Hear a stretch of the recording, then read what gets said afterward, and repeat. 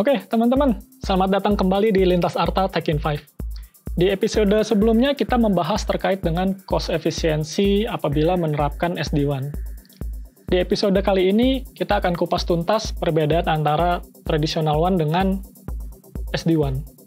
Mas Farisi, bisa dijelaskan apa itu bedanya? Oke Mas Ato, jadi untuk perbandingan tradisional dan SD-WAN di episode kali ini kita akan melihat ya bagaimana karakteristik dari traditional WAN dibandingkan dengan SD-WAN. Bagaimana dari traditional WAN itu mengakses aplikasi, dari arsitektur perangkatnya, kemudian bagaimana cost efisiensi dan performansi itu bisa dijawab dengan SD-WAN. Oke, saya coba jelaskan dulu ya, penjelasannya kira-kira seperti ini.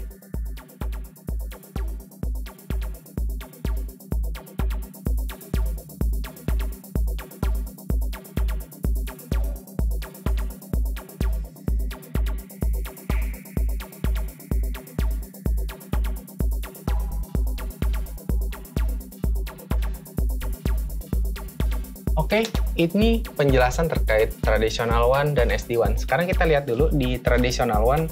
Jadi kecenderungannya untuk traditional WAN itu sendiri ya, dari kantor cabang kita lihat ya, biasanya ada silo, masing-masing provider punya 2 router, kemudian punya linknya masing-masing, baru dari sini dikonsolidasikan ke arah DC atau kantor pusat.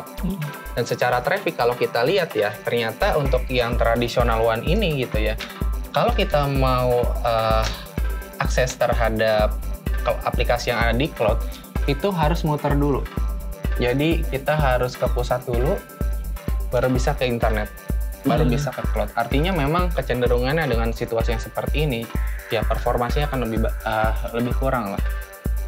Iya. Jadi maksudnya traffic meskipun untuk internet, tapi lewat one link MPLS ini gitu ya? Betul. Apalagi kalau kita lihat biasanya MPLS itu pipanya kecil, karena kalau semakin tinggi biasanya semakin mahal. Betul. Oke ya. Kemudian di SD-WAN. Nah, SD-WAN itu kalau kita lihat kecenderungannya lebih baik dan lebih efisien. Kita bisa lihat pertama dari sisi perangkat dulu. Kalau di SD-WAN, perangkatnya cukup satu, semua dikonsolidate. Nggak perlu lagi ada 2 router di masing-masing provider. Ya. Itu yang pertama. Yang kedua, dengan adanya SD-WAN, nah ini yang menarik. Traffic ke arah aplikasi yang ada di cloud itu sudah bisa langsung. Jadi kita tahu ya, transformasi digital, sekarang aplikasi semua basisnya di cloud. Nah, kita bisa optimalkan link internet yang ada di masing-masing cabang untuk bisa langsung direct akses ke arah internet. Gimana terkait aplikasi yang masih ada di area DC atau aplikasi-aplikasi tradisional?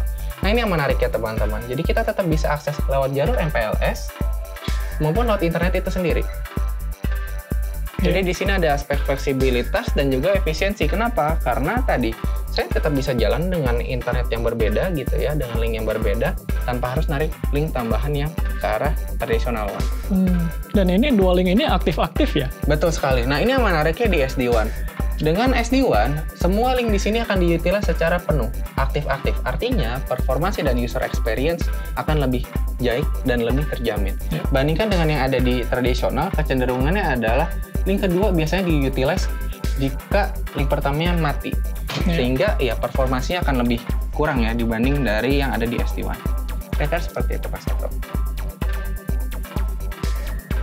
Jadi itu ya bedanya antara traditional WAN dengan SD-WAN. Betul sekali Mas Sato.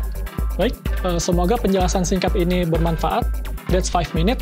Sampai jumpa di episode berikutnya.